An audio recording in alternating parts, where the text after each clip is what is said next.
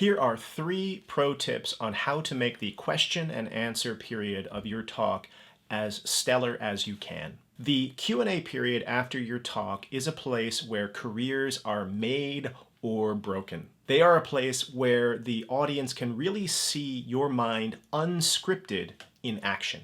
Here are very practical tips that you can use to make your Q&A as effective as possible. First, be aware of your blind spots. Here, I'm not referring to intellectual blind spots, but quite literally blind spots in the room. When you give a talk, it's often a very nerve-wracking experience, and nerve-wracking experience tend to bottle you up and kind of fix you in space. And so, if your lectern is oriented in one way or the other, or if your screen is on one or the other side of you, it is very common to sort of get locked into a particular position. You're pointing at the screen, you're looking at your notes and so forth.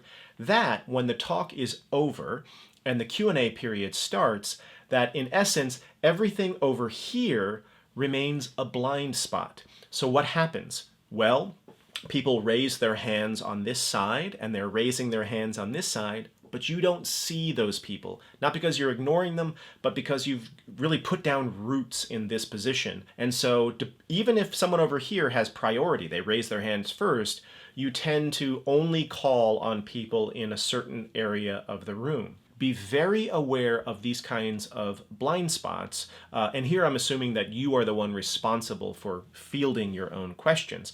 But it can even happen when someone else is helping you call on names.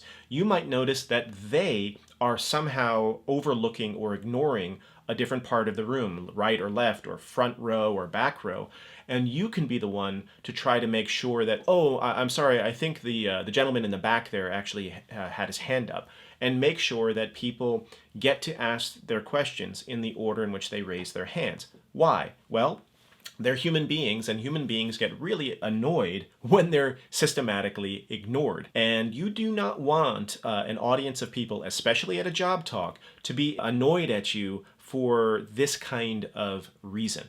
So make sure that you are aware of the full space of the room. Be aware I'm going to get locked in place, so I've got to make sure to pivot my head, and don't have any blind spots when it comes to calling on people in the audience. Second pro tip, you do have a second chance to make a first impression.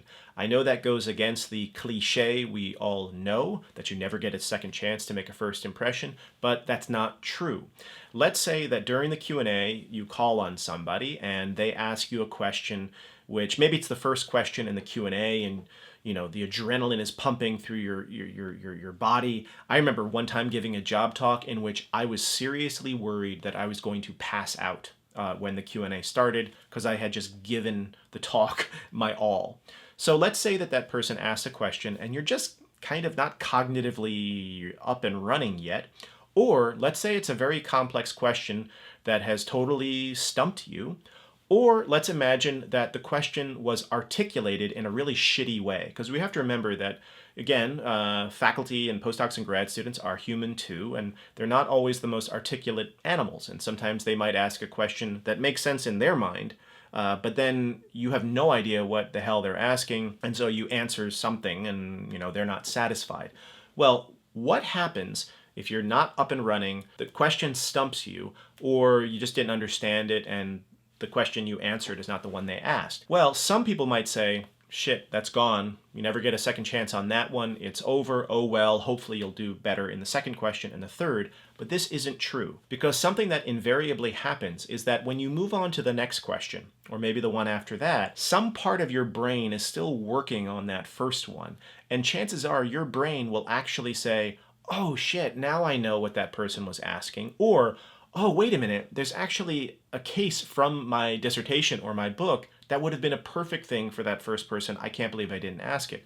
You have the chance to do that. All you need to do is complete the answer to the question that you are currently working on, and then before you call on the next person, say, and actually I'd like to take this opportunity just to cycle back briefly to the question asked by the the professor in the front row. And another facet of that is blah, blah, blah.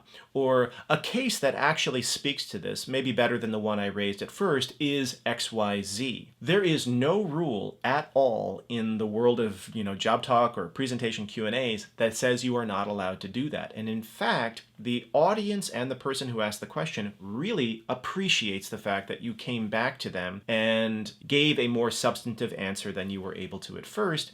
And as far as they're concerned, at least in my experience, it's as if you got it right the first time. So there is a second chance to make a first impression.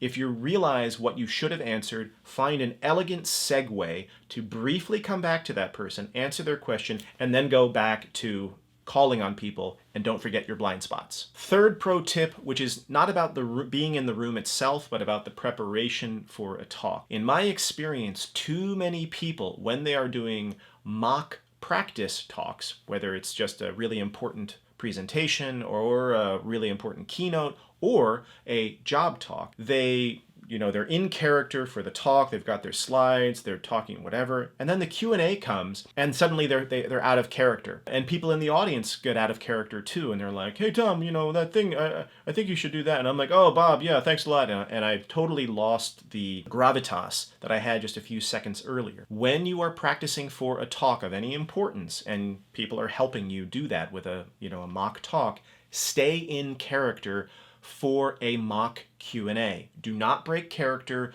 don't make excuses, don't make jokes that you wouldn't make in the actual Q&A. Stay in character. That's part of the performance. And then after the talk and after the mock Q&A, then break character and have an open conversation with your friends and colleagues who were kind enough to do this for you. And one other kind of related tip is make sure prior to your mock talk starting that you let them know, hey, I'm going to do my talk totally in character, but I'm also going to do my Q&A in character. And I would just ask that, you all play along if you don't mind. So, really come at me as if this were a real Q&A. Let's not fall into informality and casualness. And then after that, then we will have an open and a broken character kind of discussion.